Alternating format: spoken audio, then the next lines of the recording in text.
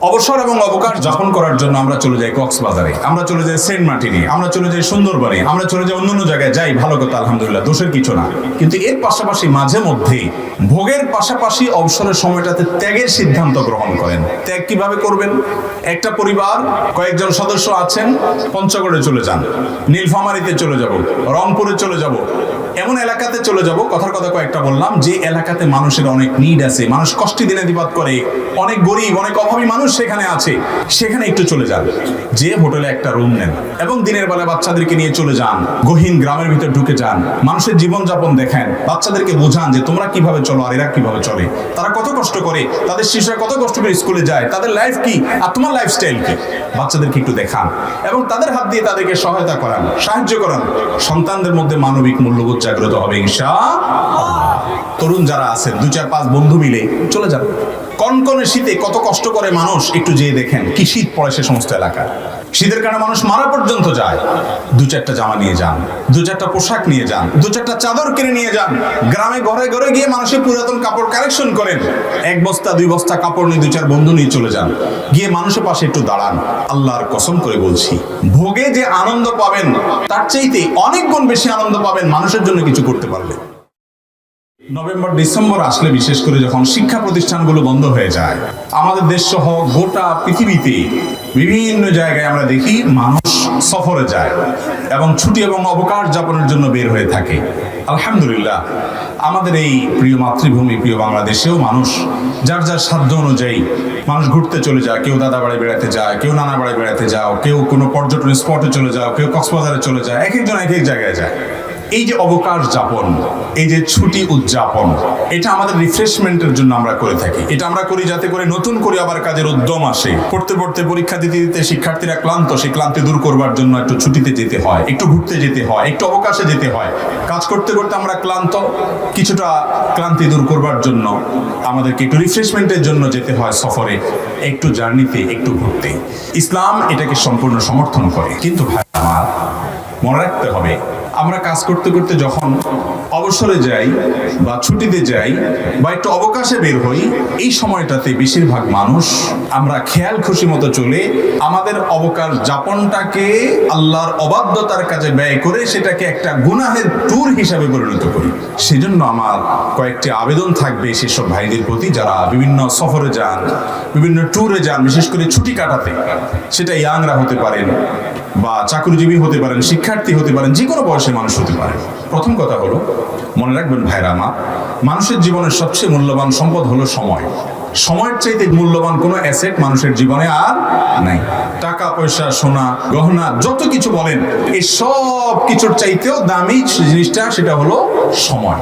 একজন মানুষ তার মৃত্যু নিশ্চিত, এরপরে যদি তাকে 1 মাস 2 মাস বা 6 মাস তাকে বেঁচে থাকার সুযোগ দেওয়া হয় টাকার বিনিময়ে, যদি বলা হয় এই টাকা দিলে তোমার হায়াতটা এক্সটেনশন হবে, তাহলে পৃথিবীর যে কোনো মানুষই চাইবে মাস 2 মাস তো পরের কথা, 2-4 দিনও যদি এক্সটেনশন করা যায়, টাকার বিনিময়ে সেটা করতে চাইবে। কারণ টাকার চাইতে সময়টার গুরুত্ব, জীবনের গুরুত্ব অনেক বেশি। আমার তরুণ ভাইদেরকে বেশিরভাগ বলবো, তারুণ্যের যে সময়টা, এটা আমরা বেশিরভাগ সময় হেলায়, অবহেলায় এবং সাধারণ যে সমস্ত কর্মকাণ্ড, হাসি তামাশা, ফুর্তি, এই সমস্ত কাজে আমাদের তারুণ্যের গুরুত্বপূর্ণ সময়টাকে আমরা ব্যয় করে ফেলি, যেটা উচিত নয়। অবকাশ, আপনি ছুটিতে যান, সেই ছুটিটা হতে হবে প্রোডাক্টিভ। খুব সংক্ষিপ্ত একটা জীবন নিয়ে আমরা দুনিয়াতে এসেছি, দেখতে দেখতে সেটা শেষ হয়ে যাবে। যারা বার্ধক্যে চলে গেছেন, 40-45 পার হয়ে গেছেন, তাদেরকে জিজ্ঞাসা করুন, শৈশব এবং শিশুকাল মনে হবে কয়দিন আগে কাটিয়ে এসেছি, এই সবে মাত্র মনে হয়ে গেল কয়দিন আগে। দেখতে দেখতে জীবনটা পার হয়ে যায়। মালাকুল মউত যখন হাজির হয়ে যাবে, আপনি তখন যদি সুযোগ চান যে 1 ঘন্টা সুযোগ দাও 2-4 রাকাত নামাজ পড়বো, সেই সুযোগ কিন্তু আমরা কেউই পাবো না। এই জন্য ছুটির যে সময়টা আছে, এই সময়টাকে সুবর্ণ সুযোগ হিসেবে নিয়ে এটাকে প্রোডাক্টিভ করার চেষ্টা করতে হবে। ইমানদার কখনো আনপ্রোডাক্টিভ কাজ করতে পারে না, অযথা সময় নষ্ট করতে পারে না। কদ আফলাহাল মুমিনুন আল্লাযীনা হুম ফি সালাতিহিম খাশিউন। ইমানদারদের মধ্যে সেই ইমানদার সফল হয় যে অহেতুক অনর্থক কাজ থেকে নিজেকে বাঁচিয়ে রাখতে পারে। ভাইরা আমার, ছুটি, আনন্দ, বিনোদন, এটা আপনি কাটানোর পাশাপাশি এটাকে প্রোডাক্টিভ করার জন্য কয়েকটি পরামর্শের প্রথম পরামর্শ হলো আপনি ছুটির সময়টাতে কোরআনের কিছু সূরা, ছোট ছোট সূরা মুখস্থ করার জন্য পরিকল্পনা করেন। সারা বছর জুড়ে আমরা অনেকে কোরআনকে সময় দিতে পারি না। কিয়ামতের ময়দানে রাসূল করিম সাল্লাল্লাহু আলাইহি ওয়াসাল্লাম আল্লাহর আদালতে নালিশ করবেন এবং বলবেন, আল্লাহ, আমার কওম কোরআনকে পরিহার করেছে, পরিত্যাগ করেছে, কোরআনকে সময় দেয়নি। ছুটির এই সময়টাতে ছোট ছোট সূরা, একটা সূরা মুখস্থ করেন, দুইটা সূরা মুখস্থ করেন, নামাজে মনোযোগ হয় না, সবাই অভিযোগ করেন একই সূরা বারবার সব সময় পড়তে থাকেন। একটু নতুন একটা সূরা মুখস্থ করেন, সেটাকে আপনি নামাজে ট্রায়াল করেন, দেখবেন মনোযোগ আসবে ইনশাআল্লাহ। তাহলে ছুটির এই সময়টাতে আমরা ছোট ছোট সূরা পড়তে পারি, বুঝে পড়ার চেষ্টা করি, কোরআনের অর্থ জানার চেষ্টা করতে পারি, কিছু হাদিস জানার চেষ্টা করতে পারি। এটা যদি আপনি করেন ইনশাআল্লাহ আপনার ছুটিটা বরকতময় হবে এবং সুন্দরভাবে কাটাবে। নাম্বার 2, যাদেরকে আল্লাহ রাব্বুল আলামিন তৌফিক দিয়েছেন ওমরা করার, সপরিবারে গেলে ওমরা করে আমরা চলে আসতে পারি যাদের তৌফিক আছে। আর যারা সপরিবারে যেতে পারে না, একাকী যান। আজকাল আলহামদুলিল্লাহ আমাদের দেশ থেকে অনেকে ভারতে ঘুরতে যান, অনেকে মালদ্বীপে ঘুরতে যান, অনেকে শ্রীলঙ্কায় ঘুরতে যান, অনেকে অন্যান্য দেশে ঘুরতে যান। বহু মানুষ আজকাল বাইরে ঘুরতে যাচ্ছে। কিন্তু ছুটির সময়টা যদি পরিবার নিয়ে বা আপনি একাকী মক্কা এবং মদিনা ঘুরে আসেন, দেখবেন আপনার এনার্জি কি পরিমাণ তৈরি হচ্ছে। ইমানের এনার্জিও হবে, আপনার কাজের স্পৃহাও বাড়বে এবং এর পরবর্তী জীবনটার আগের জীবনের ভিতরে পার্থক্য দিনের আলোর মতো আপনি দেখতে পাবেন ইনশাআল্লাহ। আল্লাহ যাদেরকে তৌফিক দিয়েছেন আমরা সেই চেষ্টা করব ইনশাআল্লাহ। তৃতীয়ত যে পরামর্শ দিব তা হলো আত্মীয় স্বজনের হক আদায় করা। এটা কি সুন্নত না ফরজ? ফরজ। এই ফরজটা আমাদের আদায় করা হয় না। ভালো করে শুনবেন, যদি জান্নাতে যেতে চান রক্ত সম্পর্কীয় আত্মীয়দের সাথে আপনার কানেকশন থাকতে হবে, যোগাযোগ থাকতে হবে, খোঁজ খবর নিতে হবে, যেটা অন্য সময় হয়তো ব্যস্ততার কারণে পারেন না। এই ছুটির সময়, অবসর সময় একটু তালিকা করে আপনার খালা, আপনার ফুফু, আপনার চাচা, আপনার চাচাতো ভাই বোন, আপনার আপন ভাই বোন, আপনার ভাস্তা ভাতিজি, আপনার ভাগনা ভাগ্নি, আপনার রক্ত সম্পর্কীয় যারা আছেন, আপনার ময়মুরব্বী যারা আছেন, তাদের তালিকা করে প্রতিদিন 2 মিনিট 4 মিনিট করে কথা বলেন। অন্য সময় কথা বলতে পারেন না, এই ফরজটা আদায় করার জন্য অবসর সময়টাকে আপনি ব্যয় করেন। আর 4 নম্বর পরামর্শ হলো স্কিল ডেভেলপমেন্ট করেন। আমাদের যার যে কাজটা জানা নাই, আপনি একটা প্রোগ্রাম জানেন না কম্পিউটারে, সেটা একটু শেখার জন্য উদ্যোগী হন। আপনি একটা নতুন কিছু শেখার জন্য চেষ্টা করেন। এই সময়টাতে আপনি ভালো একটা কোর্স করেন, অনলাইনে, অফলাইনে অনেক উদ্যোগ আজকাল আছে। এটার মাধ্যমে আপনার এই ছুটিটা বিনোদনের পাশাপাশি, অবসরের পাশাপাশি, রেস্টের পাশাপাশি, রিফ্রেশমেন্টের পাশাপাশি ইনশাআল্লাহ মোর প্রোডাক্টিভ হবে। এই কাজটা আমি করার জন্য বিনীতভাবে আমাদের তরুণ ভাইদেরকে আমি আহ্বান করব।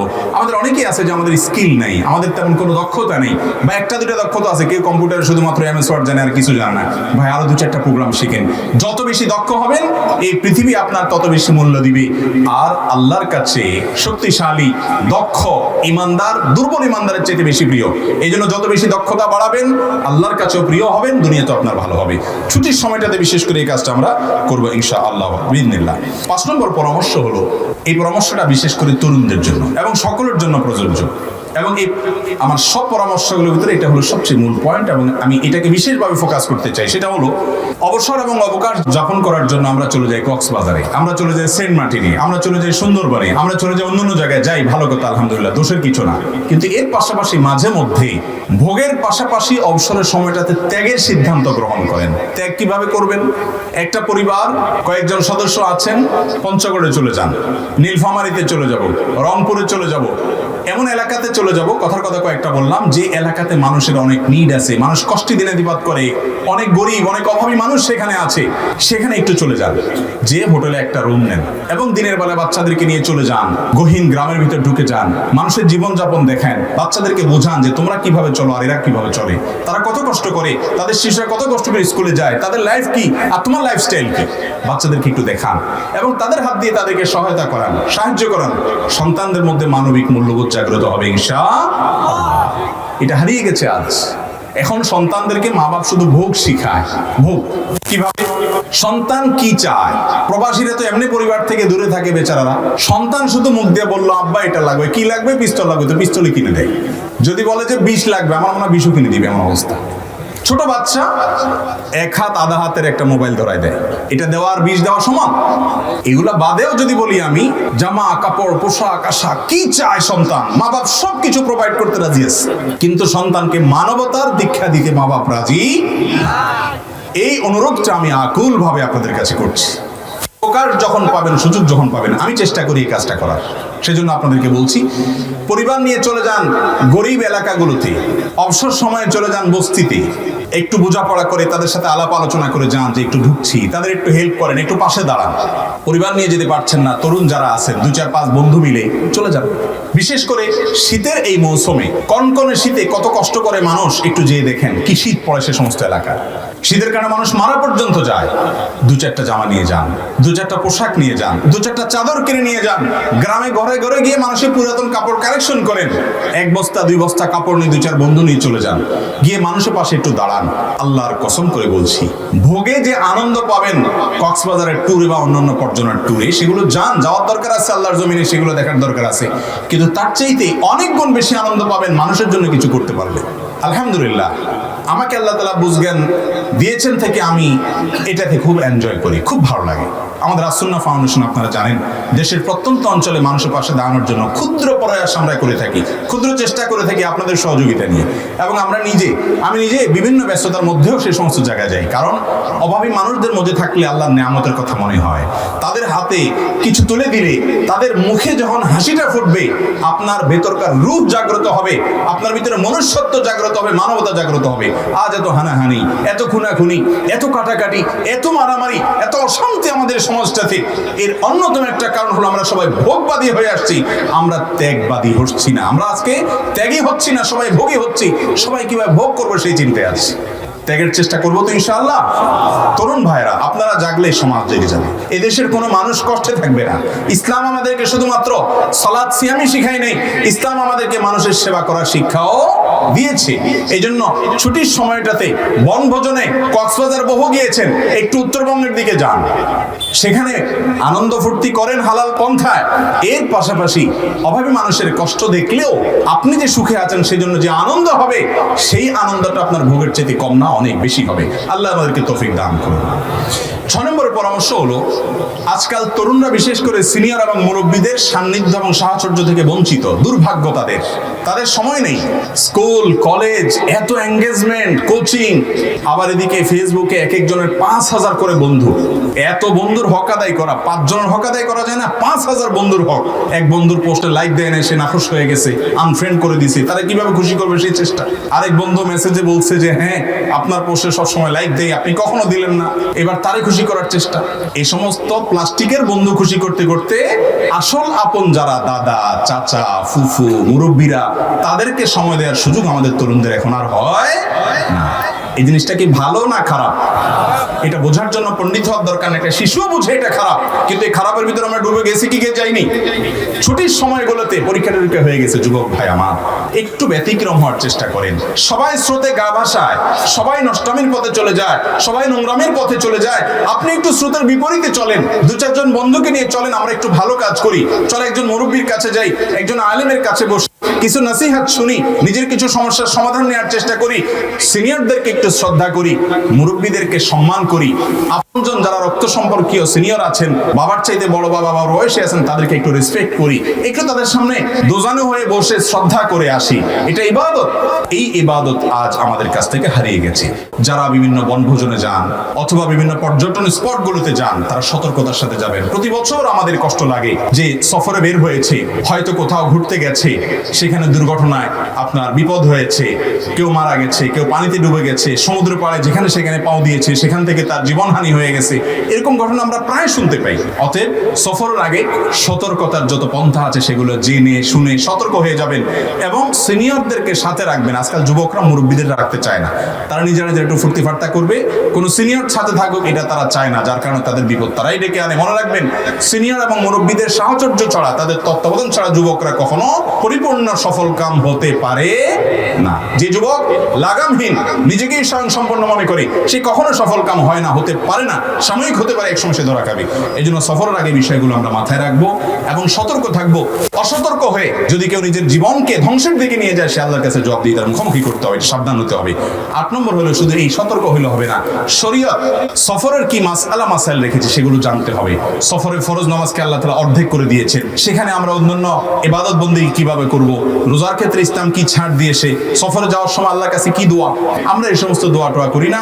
এক এক দুর্ঘটনায় অনেক মানুষ মারা যায়, বড় হা উতাস করি, আসল জায়গায় আমরা হাত দিই না। যেমন সফরে যাওয়ার আগে এই জিনিসগুলো আমরা শিখে নেব ইনশাআল্লাহ।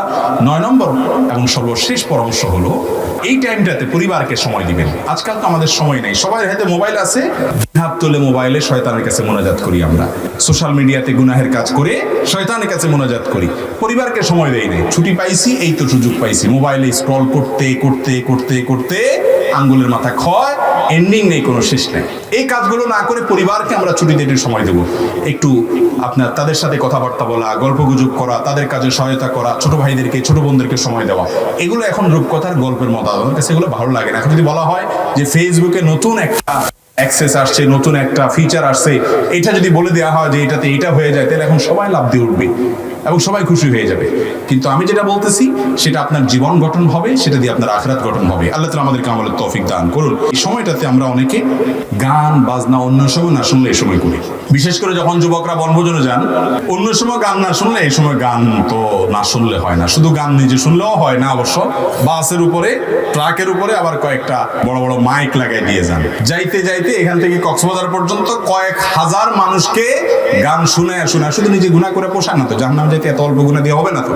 এই জন্য পুরা পথের সমস্ত মানুষকে, হাজার হাজার মানুষকে গুনাহ করাইয়া তাদের সবার সমপরিমাণ গুনার ভাগ নিয়া সফর করে তারপরে আসি এমন ভাবে যে জাহান্নামে যাওয়ার জন্য বিশাল পুঁজি নিয়ে আমরা বাড়ি। ঠিক না বেঠি? আপনি একজন তরুণ, আপনি একজন শিক্ষিত অথবা শিক্ষার্থী হিসাবে একটু চিন্তা করুন, আপনার মাইকের আওয়াজে পুরো পথে যত মানুষের কষ্ট হবে, এর সবাইকে কষ্ট দেওয়ার কারণে আপনার আমলনামাতে গান কেন, ভালো জিনিস দিয়েও যদি মানুষকে কষ্ট দেন, গুনাহ হবে কি হবে না? কোন মানুষের অধিকার নষ্ট করা যাবে না, কাউকে কষ্ট দেওয়া যাবে না, তাহলে ভালো মুসলমান হওয়া যাবে না। এজন্য সফরে যারা হারাম কাজ করেন, মিউজিক ইত্যাদি ডুবে থাকেন, আল্লাহর ভয় থাকা উচিত। যে কোনো মুহূর্তে অ্যাক্সিডেন্টে মৃত্যু এমনিও হতে পারে, সফরে আরো বেশি, সেখানে আল্লাহর জিকির হবে। কোন অবস্থাতে আমরা যেন অপরাধ না করি। আল্লাহ তাআলা আমাদেরকে বুঝার তৌফিক দান করুন। সেই সাথে অনেকে দেখবেন যে ছুটিতে শুধু ঘুমায়, কারণ সারা বছর এত বেশি রেস্ট করতে পারে না। তো রেস্ট হলো কি, ঘুমাইতে ঘুমাইতে তার গোটা ছুটি কেটে যায়। এটা অলস মানুষের ছুটি কাটা। ইমানদার কখনো অলস হতে পারে না, প্রোডাক্টিভ কিছু করার চেষ্টা করতে হবে। তরুণরা খেয়াল করবো ইনশাল্লাহ। সেই সাথে অনেকে আছে উল্টা, বেশি ঘুম তো দূরের কথা, ছুটির সময় আসলে রাত আর ঘুমায় না, 12টা 1টা 2টা পর্যন্ত মুনাজাতে থাকে, আল্লাহর কাছে না শয়তানের কাছে। সেই মোনাজাতে আপনার রাত 2টা 3টা বেজে যায়, ঘুমাইতে ঘুমাইতে আর ফজর পড়া হয় না। আছে না এরকম? অনেকে আবার সকালে দেয় ঘুম, এক ঘুমে জোর পর্যন্ত পার। আমরা যেন ছুটির সময়গুলোকে সুন্দর করে গুছিয়ে পরিকল্পিতভাবে কাটাতে পারি। ছুটিটা যেন আমার আখিরাতেও আমার পুঁজি সংগ্রহের মাধ্যম হয়, দুনিয়াতেও আমার ডেভেলপমেন্টের মাধ্যম হয়, আমার জন্য স্কিল এবং দক্ষতা বৃদ্ধি হয়। সেই সাথে ছুটিটা যেন আমার জন্য নিরাপদভাবে কাটে, আল্লাহর সন্তুষ্টি অর্জনের মাধ্যম হয়। আল্লাহ তাআলা আমাকে আপনাকে আমাদের সবাইকে সেই তৌফিক দান করুন। এই বছর শীতের তীব্রতা অন্য যে কোনো বছরের চাইতে অনেক বেশি এবং ভয়াবহ রূপ পরিগ্রহ করেছে।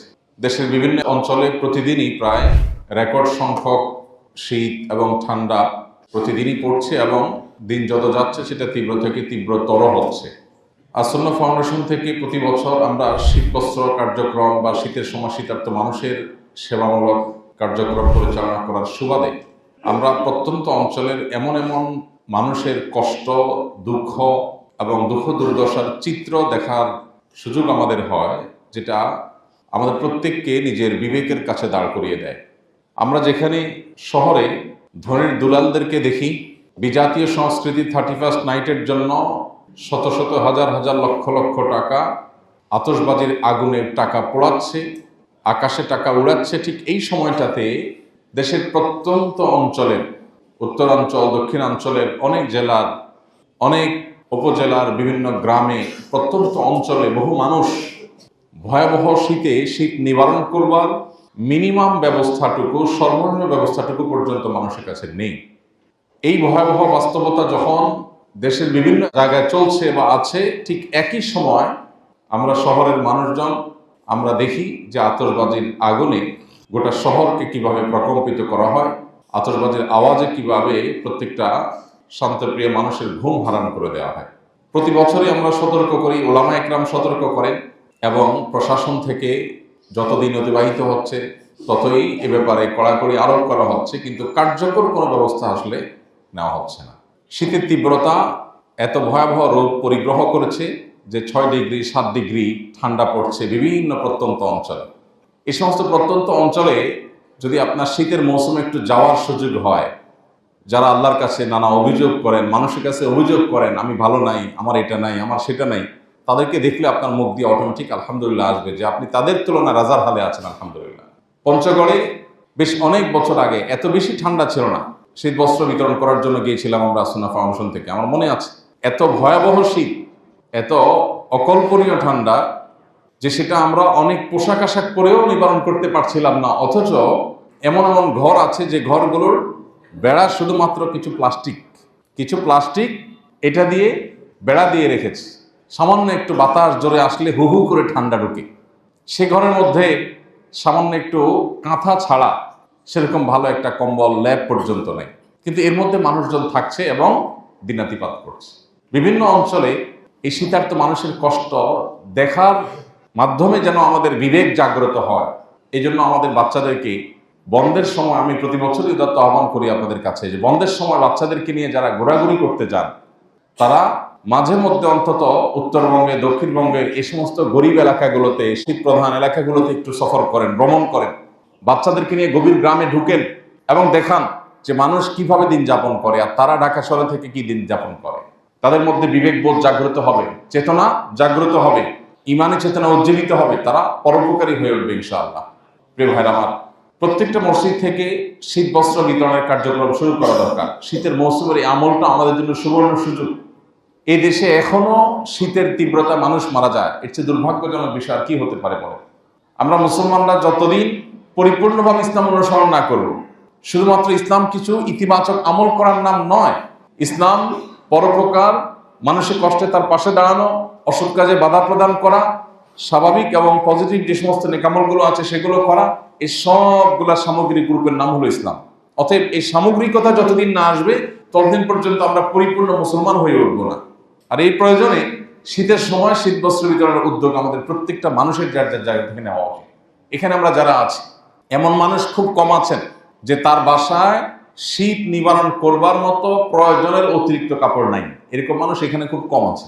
সবার বাসায় এমন কিছু কাপড়, এমন কিছু কাঁথা কম্বল আছে যেটা হয়তো আমাদের বাসায় ব্যবহার হয় না, উঠায় রাখছি। আমার 5টা সোয়েটার আছে, 5টাই আমার পছন্দের, সবগুলো রেখে দিস, অথচ 5টা আমি পরি না। আমি সেখান থেকে অন্তত একটা হলেও দান করতে পারি, নতুন কেনারও দরকার হয় না, কিন্তু সেই মানসিকতাটুকু পর্যন্ত আমাদের নাই। তো আমরা ইনশাআল্লাহ শীত উপলক্ষে একজন শীতার্থ মানুষের শীত হলেও নিবারণ করার চেষ্টা করবো ইনশাআল্লাহ। চেষ্টা করবো তো ইনশাআল্লাহ।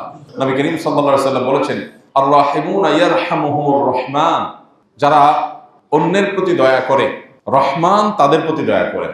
স্বয়ং আল্লাহ সুবহানাহু ওয়া তাআলা তাদের প্রতি দয়া করেন যারা আল্লাহর বান্দাদের প্রতি, আল্লাহ সৃষ্টির প্রতি দয়া করেন। এই জন্য ভাইরা আমার, ঢাকা শহরে এরকম শীত বিগত কোনো বছরে হয়তো অনুভব করে নাই মানুষ। এরকম ঝেঁকে বসা শীত দেখে প্রত্যন্ত অঞ্চলের গ্রামের মানুষের অসহায় শীতার্থ গরিব মানুষদের কষ্টটা অনুভব করা দরকার। অনেক মানুষ আছেন শীতের সময় কাজ করার সুযোগ পান না, তাদের খাদ্যের সংকট দেখা দেয়, তাদের পাশে খাদ্য নিয়ে দাঁড়ানো দরকার। সুন্নাহ ফাউন্ডেশন থেকে এই বছর আমরা আলহামদুলিল্লাহ এরকম বেশ অনেক মানুষের জন্য আমরা খাদ্যের প্যাকেজ রেখেছি, তাদের বাসা বাসায় খাবার পৌঁছে দিচ্ছি। হয়তো কয়েকদিনের কাজ চলবে, কিন্তু আমরা যদি সমাজের প্রত্যেকটা মানুষ দাঁড়িয়ে যাই তাহলে ইনশাআল্লাহ তাদের কষ্ট লাঘব হয়ে যাবে। নবী করিম সাল্লাল্লাহু আলাইহি সাল্লাম বলেছেন, ইরহামু মান ফিল আরদ, তোমরা জমিনে যারা আছে তাদের প্রতি রহম করো, তাহলে ইয়ারহামুকুম মান ফিস সামা, আসমানওয়ালা তোমাদের প্রতি রহম করবে। এই জন্য ভাই, শীত উপলক্ষে আমরা ব্যবহৃত কাপড় চোপড়ের মধ্যে থেকে সুন্দর করে ধুয়ে পরিষ্কার করে ভাঁজ করে একটা কাপড় একজন শীতার্থ মানুষকে দিতে পারি, একজন গরিব মানুষকে দিতে পারি। আপনি বাজারে বাজার করতে যান, একটা অতিরিক্ত শীতের কাপড় নিয়ে যান, একজোড়া মোজা সুন্দর করে ধুয়ে পরিষ্কার করে নিয়ে যান। দেখবেন অনেক গরিব মানুষ আছেন রাস্তার পাশে শুয়ে আছে, অথবা আপনার আশেপাশে অনেক লোক আছেন যারা অনেক কষ্ট করছে। এই মসজিদের আশেপাশে বা এই ভূমিপল্লী এলাকাতেও গরিব মানুষ আছে না নেই? কিছু গরিব মানুষ আছে, মানুষের কাছে চাইতে পারে না। একটা শীতের কাপড় কত টাকা দাম, একজোড়া মোজার দাম কত? আমরা এবার 50,000 মোজা, 50,000 কানটুপি বিভিন্ন গ্রামের গরিব বাচ্চাদের জন্য, মাদ্রাসা স্কুলের বাচ্চাদের জন্য আমরা বিতরণ করছি। 50 টাকা হলে একটা কানটুপি, ভালো একটা কানটুপি পাওয়া যায়। 50 টাকা হলে সুন্দর একজোড়া মোজা পাওয়া যায়। মাত্র 50 টাকায় আমি একটা নতুন একজোড়া মোজা দিতে পারি, একটা কানটুপি দিতে পারি, শীতের টুপি দিতে পারি। এরকম বহু কাজ আছে যেটা চাইলে আমরা উদ্যোগ নিতে পারি। এই মসজিদ থেকে উদ্যোগ নেওয়া উচিত। গত বছর তো নেওয়া হয়েছিল, বরং এলাকার জন্য ছোট্ট পরিসরে উদ্যোগ নেওয়া যেতে পারে। যে এই ভূমিপল্লীর মধ্যে যারা গরিব মানুষ আছেন তাদের জন্য রেখে দেওয়া হবে মসজিদের এক পাশে, শুক্রবার বা কোনো একটা দিন আসর পরে তারা এসে যার যার দরকার সে নিয়ে যাবে, অথবা ঘরে ঘরে গিয়ে তাদের তালিকা করে তাদের নিড আছে তাদের ঘরে ঘরে পৌঁছে দেওয়া হবে। আমরা যদি সবাই প্রত্যেকটা মানুষ সতর্ক হই এবং প্রত্যেকটা মানুষ যদি দায়িত্ববান হই, তাহলে ইনশাআল্লাহ এলাকাতে আর কোনো মানুষ কষ্টে থাকবে না। আল্লাহ আমাদের সবাইকে তৌফিক দান করুন। এই শীতের মৌসুমে আজকে নিয়ত করে ফেলি যে এখান থেকে ইনশাআল্লাহ গিয়ে আমরা উদ্যোগ নেব যে আমাদের বাসায় একটা চিরুনি অভিযান চালাবো। কোন কোন শীতের কাপড়, শীতের পোশাক আছে যেগুলো আমাদের ব্যবহার হয়, তার কিছু অংশ আমি ডোনেশন করব। আর নতুন কিনে দিতে গেলে মাত্র 50 টাকা বাজেটে সম্ভব, অন্তত এক জোড়া মোজা চেষ্টা করবো তো ইনশাআল্লাহ। আল্লাহ আমাদের সবাইকে তৌফিক দান করুন। প্রিয় ভাইরা আমার, শীতের এই মৌসুমটিতে আরেকটি গুরুত্বপূর্ণ আমল আমাদের করবার সুযোগ আছে। প্রতি বছরই আমরা আপনাদেরকে স্মরণ করাই দিই, সেটি হলো শীতের সময় রাত অনেক দীর্ঘ হয়, অনেক বড় হয়।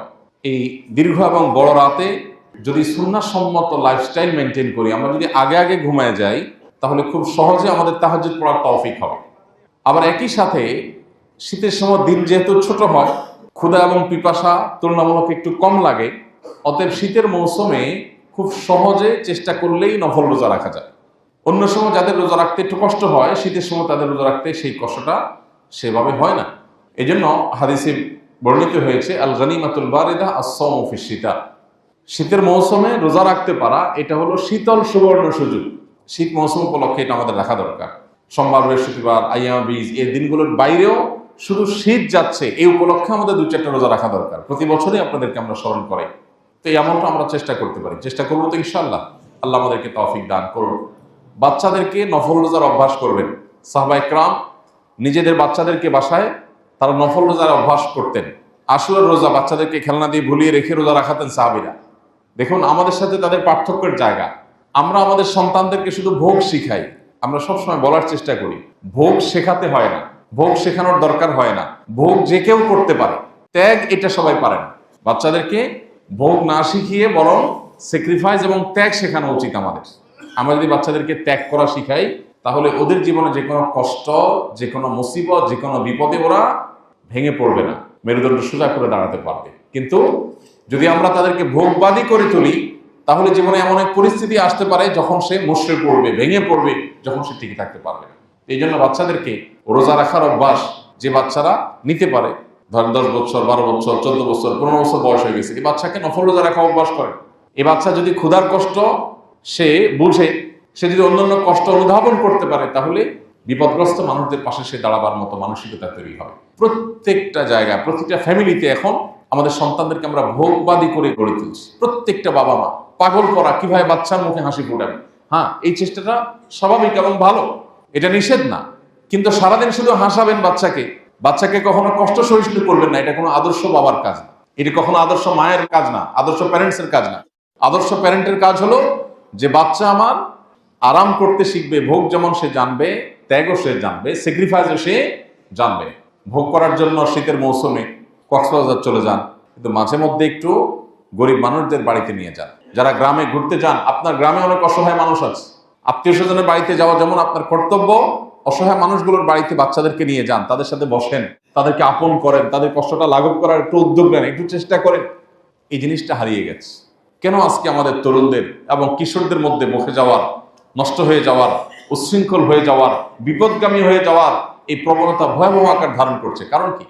এর অন্যতম কারণ হলো শিক্ষা ব্যবস্থাতে তো নীতি নৈতিকতা নাই। বাসাগুলোতে, পরিবারগুলোতে, ঘর বাড়িতে সেখানে নীতি নৈতিকতার কোনো চর্চা নেই, সেখানে স্যাক্রিফাইসের চর্চা নেই, সেখানে শুধু ভোগের চর্চা। আল্লাহ তাআলা আমাদেরকে বোঝার তৌফিক দান করুন। ভাইরা আমার, তাহলে শীত উপলক্ষে অনেকগুলো আমলের কথা আমরা সাধারণত প্রতি বছর আপনাদেরকে বলি। আমি যদি কাস্টমাইজ করে বলি, আর কিছু না হোক, শীত উপলক্ষে শীতার্থ গরিব মানুষদের পাশে দাঁড়াবার জন্য সাধ্য অনুযায়ী চেষ্টা করি। আপনার বাসার যে কাজের লোকটা আছে, তাকে আপনি খবর নেন যে তার শীতের সব কাপড় চোপড় আছে কি। সে যখন আপনার বাসায় কাজ করতে আসে, ফ্লোরে সে খালি পায়ে হাঁটে, আপনি হয়তো স্যান্ডেল পরে হাঁটেন। তো ওই টাইমটাতে সেও তো মানুষ, তারও তো কষ্ট হয়, তাকে একজোড়া স্যান্ডেল কিনে দেন, যেটা আপনি কাজের সময় ব্যবহার করবেন। আপনার অধীনস্থ অনেক মানুষজন আছে যারা অনেক কষ্ট আছেন, একটু গভীরভাবে তাকালে দেখবেন যে কষ্টটা আছে, কিন্তু সেই কষ্ট বলতে পারেন। তো আমরা যদি প্রত্যেকটা মানুষ এরকম মানবিক হই এবং প্রত্যেকটা মানুষ যদি দায়িত্বশীল হই, তাহলে বাংলাদেশের চেহারা বদলে যাবে। কিন্তু আমরা অন্যের ভুল ধারণার ব্যাপারে মারাত্মক ওস্তাদ। কিন্তু নিজের যে ডেভেলপমেন্টের জায়গা আছে, আমার মধ্যেও যে অনেক স্বার্থপরতার জায়গা বাসা বেঁধে আছে, এটা আমরা অনেক সময় লক্ষ্য করি না। তো শীত উপলক্ষে অন্তত আমরা এই আমলটাকে সবাই করার চেষ্টা করতে পারি। আমাদের বাচ্চাদেরকে দিয়ে আমরা গরিব অসহায় বাচ্চাদের শীত নিবারণের জন্য উদ্যোগ নিতে পারি। যে বাচ্চা যখন আপনার সাথে যাবে বা সে নিজে হাতে নিয়ে কোনো গরিবের গায়ে কোনো কিছু দিবে, তখন এই বাচ্চা আরেকজনকে কষ্ট দিতে 10বার চিন্তা করবে। আজকে যে সমস্ত ঘরের ছেলেরা এই আতশবাজির আগুনে, পটকার আওয়াজে যারা মানুষের ঘুম হারাম করছে, যারা হার্টের রোগীদেরকে মৃত্যুর দিকে ঠেলে দিচ্ছে, যারা পশু পাখি এবং পরিবেশকে বিপর্যস্ত করছে, গোটা পরিবেশকে ধ্বংসের দিকে ঠেলে দিচ্ছে, এবং এই বিশাল বৈদ্যুতিক তারের জাল বেছানোর শহরে যারা আতঙ্ক তৈরি করছে, এই বাচ্চাগুলো যদি পরিবার থেকে মিনিমাম নৈতিকতার শিক্ষা পেতে, কোনোদিন এদের দ্বারা এটা সম্ভব হবে। এই জন্য এই চর্চাটা আমরা ঘরে ঘরে বাড়াই।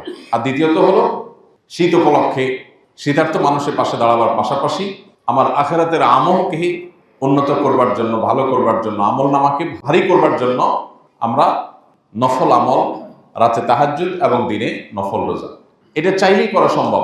রাত 9টা 9:30 ম্যাক্সিমাম মানুষের ঘুমে যাওয়া সম্ভব। এখানে যারা আছি বেশিরভাগ মানুষের রাত 9টা থেকে 9:30 ভিতরে ঘুমানো সম্ভব, কিন্তু কয়জন ঘুমান? আমরা যদি এখন হাত তুলতে বলি হয়তো মেজরিটি হাত উঠবে না। বেশিরভাগ মানুষই আমরা 10টা 11টা 12টা আমাদের বেজে যায় শুতে শুতে। কেন 12টা বাজে সেটা আমরা নিজেরাও জানি। এটা একটা বদ অভ্যাস। এশার নামাজের আগে আগে সকল প্রিপারেশন নিয়ে এশার পর পর্যন্ত আমরা শুয়ে যাই, রাত 3টা 3:30 4টার পরে আপনার ঘুম আর হবে না, অটোমেটিক ঘুম ভেঙে যাবে। তাহাজ্জুদ পড়ার জন্য কোনো মন্ত্রের প্রয়োজন নেই, আলাদা কোনো দোয়া দরুদ পড়ে প্রস্তুতি নিয়ে শোয়ার দরকার নাই। শুধু লাইফস্টাইল সুন্নাতে নিয়ে আসেন, দেখবেন অটোমেটিক তাহাজ্জুদ হয়ে যাচ্ছে।